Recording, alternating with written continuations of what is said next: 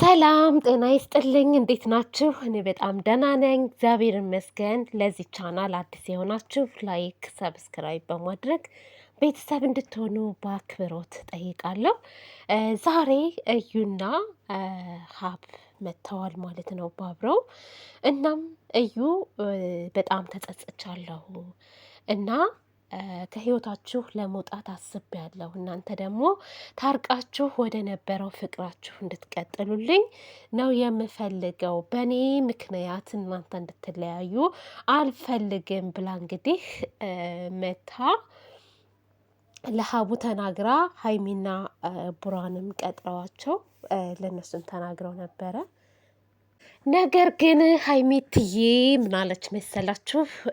በጣም ተጎድቻለሁ፣ በጣም አልቅሻለሁ እና በቀላሉ ይቅርታሽን የሚቀበልሽ ይመስልሻል ወይ? ህይወት እንደፈለግሽ ገብተሽ እንደፈለግሽ የምትወጭበት አይደለም ብላ እንግዲህ ከበድ ያለ መልስ መልሳላታለች ማለት ነው። ሀቡ ነው እንግዲህ ይዟት የመጣውና እኔ ግን ይመስለኛል ዝም ብዬ ሳስበው ትናንትና ብዙዎቹን አስቆጥቷል የሀቡ ንግግርና እንግዲህ ትናንት ህዝብ እንዳለ ሲጮህበት ይሄንን ሀሳብ ከእዩ ጋር ተመካክሮ ይዞ የመጣ ይመስለኛል እንጂ በቀላሉ እዩ ይቅርታ ትጠይቃለች ብዬ አላስብም። እንደዚህ በቀላሉ ትሸነፋለች ብዬ አላስብም። ምክንያቱም ሰሞኑን የምታደርገው ነገር ስግጥ የምትለው ነገር እንዴት ባንዴ ሀሳቧን ሊያስቀይሳት ቻለ? እንዴትስ ችግር የለም ነገሮች ከተስተካከሉ በኋላ ጊዜው ሲደርስ ሁሉም ነገር ይወጣል አለች ማለት ነው። እና ከጀርባዋ የሆነ የተገፋፋችበት ፓርቲ ያለ ይመስለኛል። እኔ የሰው ልጅ ጥፋቱን አምኖ ይቅርታ መጠየቁ አሪፍ ነው ብዬ አስባለሁ። አንዳንድ ጊዜ ይቅርታ መጠየቅ ትልቅነት እንጂ ትንሽነት አይደለም። ግን ይቺ ልጅ ተገፋፍታ ነው የሚመስለኝ አሁንም ቢሆን ይቅርታ የጠየቀችው። ምክንያቱም እንደዚህ ንጹሕ ልብ ቢኖርሽ፣ አርቆ የሚያስብ ሕሊና ቢኖርሽ መጀመሪያም ይህን ሀሳብ አታመጭውም ነበር እዩ፣ ይህን ሀሳብ አታመጭውም ነበረ። ስለዚህ የሆነ የሚገፋሽ አካል አለ፣ አሁንም ያስጨነቀሽ አካል አለ እንጂ አንቺ አስበሽበት እውነት ተጸጽተሽ ለነዚህ ለሁለት ልጆች አስበሽ አይመስለኝም። ቁም ነገር ማለት ነው አይመስለኝም። እና ለማንኛውም ሀይሚቴ ይቅርታዋን ተቀብለሽ ብታያት ደስ ይለኛል። ምክንያቱም እያንዳንዱን ነገር ማለት ነው ሳትቀርቢ በርቀት ሆነሽ መከታተል ትችያለሽ። ቡራ ግራ ተጋብቷል። ዛሬም ሀይሚቲን ሲቆጣት ነበረ። በእርግጥ ከሁለቱም ወገን የሆነ እየተወዛገበ ስላለ አንዳንዴ ነገሮችም እንደዚህ ያደርጋሉ ይመስለኛል፣ ያነጫነጫሉ። እና ቡራ እየተነጫነጨ ነው ያለው ሀይሚዬ ላይ።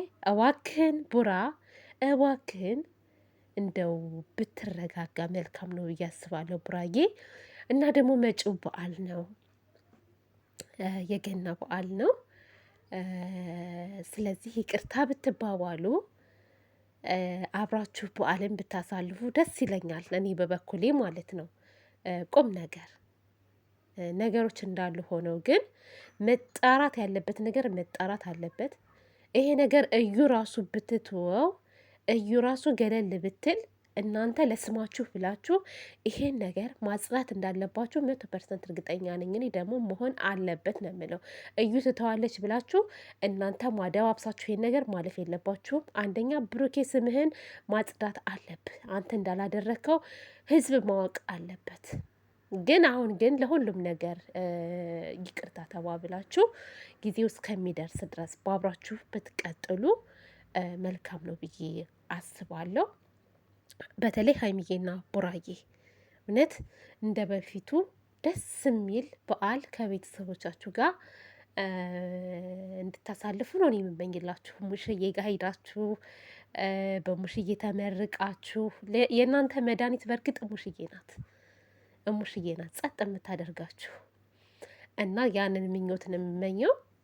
ይቅርታ ተባባሉ ሀይሚቲም እዩን ይቅርታ ብትቀበያት መጥፎ አይደለም ብዬ አስባለሁ። ግን ነገሩ ሊዘነጋ አይገባም። ቀስ እያላችሁ ያለውን ነገር ታጣራላችሁ ማለት ነው። እኔ ይሄ ሀሳብ ነው። ቤተሰብ ደግሞ ምን እንደምታስቡ በኮሜንት ታስቀምጡልኛላችሁ ማለት ነው።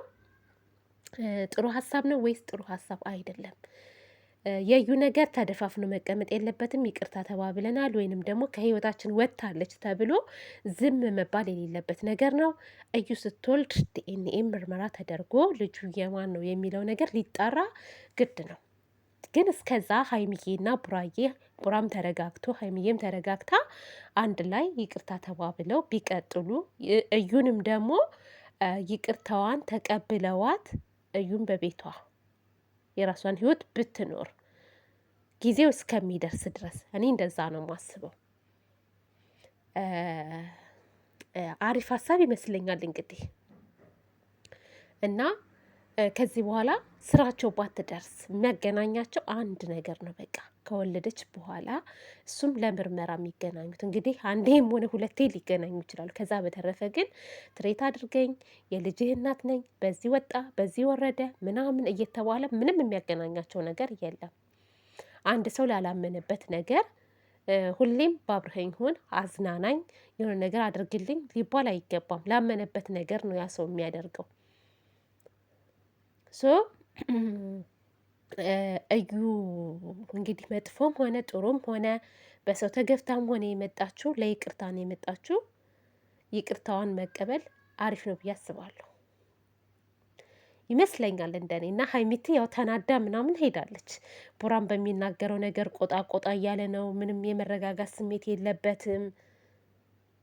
እና ቡራኔ እንዲረጋጋ ፈልጋለሁ። ሀይሚዬ ቡራዬ መቼም አይለያዩም፣ አንድ ሆነው ይቀጥላሉ። በቅርብ ቡራ ወደ ጋሽዬ ጋር ሽማግሌ ይልካል። ህይወት ይቀጥላል፣ ያማረ ይሆናል። የብሩኬ ስም እንደዚህ እንደተቋሸሸ እንደዚህ እንደተዋረደ አይቀርም። ምክንያቱም እሷ እሱን ለማዋረድ አይደል የመጣችው አስረግዞኛል ምናምን ብላ። ስለዚህ እውነታው ይወጣል፣ አንድ ቀን ይወጣል። ግን ቡራ መረጋጋት አለብህ። የእውነት የሆነ ትንሽ ነገር በተናገርክ ቁጥር ሰዎችን እያስቀየምክን የምትመጣው፣ ሀይሚን እያስቀየምክን የምትመጣው። ስሜታዊ ስትሆን ብዙ ነገር ትናገራለህ እና ተረጋጋ ነው የምለው እኔ። ቡራዬ ፕሊዝ ተረጋጋ። መረጋጋት ይጎልብሃል። ያው ስሜታዊ እያደርጋል ያለው ነገር በዚህ ጋር ሀይሚት ያለች በዛ ጋር እዩዋለች። ለአንተ ከባድ ነው። የሁለቱን እንትን መቋቋም አትችልም። ግን ተቋቁመህ ማለፍ ነው ያለብክ።